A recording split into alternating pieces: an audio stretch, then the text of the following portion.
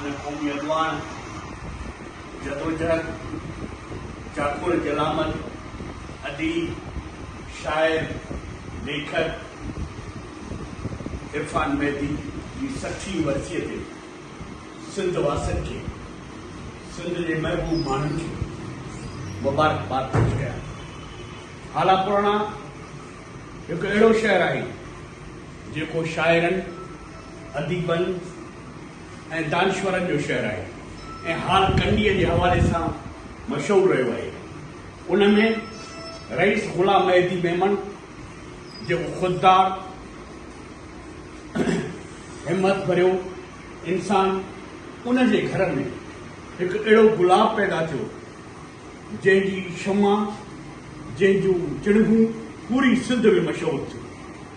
पाण विख वधायो पब्लिकेशन क़ाइमु कयई, 5-6 किताब जेका मुरतब कयई, शाइरी कयई। उन सां गॾु हुन जो जेको वॾो तारुफ़ आहे उहो आहे त हुन GS तहरीक में शामिल थी GS फेडरेशन में उहो किरदारु अदा कयो जो जेको GM सैद हुनखे ॾसियो त हलणु हकलणु ॿेड़ी सारणु विझनि कान फ़र्क़ु रुकवंदे रहनि। जॾहिं हिते जबर ऐं टकर छायल हुआ, सिंध जो नालो वठणु ॾोहो, तॾहिं हिन अख़बार कढी ऐं GS खे सरगर्म कई ऐं GS जो मरकज़ी प्रेस तर्जुमान बणियो। उन खां पोइ 88 में जॾहिं सिंधी मुहाजिर लिसानी फ़साद थिया त पाण सिंध जो जेको साईं GM सिंध क़ौमी तर्क ठाहियो, उन जो मरकज़ी तर्जुमान बणियो।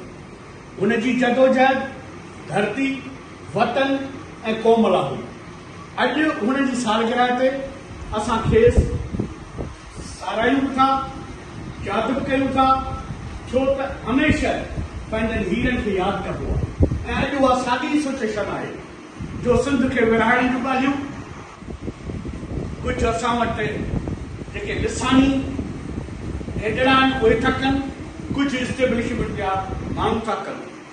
हीअ असां जो धरती ऐं वतन आहे, वतन को एको ऐं यूनिट न आहे जो उनखे तही विरहाइण जूं ॻाल्हियूं कयो।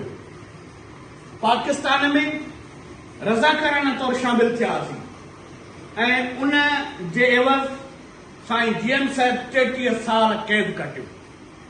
उन करे असां सम्झूं था त सिंध ते जेके ख़तरा आहिनि उन्हनि लाइ सिफ़बंदी थियणु खपे, सिंध जे माण्हुनि खे मुतहर थियणु खपे ऐं इहो ई इरफान जो पैगाम हो त गॾिजी पंहिंजे धरती ऐं वतन खे मुनज़िम कयूं, हलणु ऐं उन सां गॾु असीं इहे जदोजहद कयूं।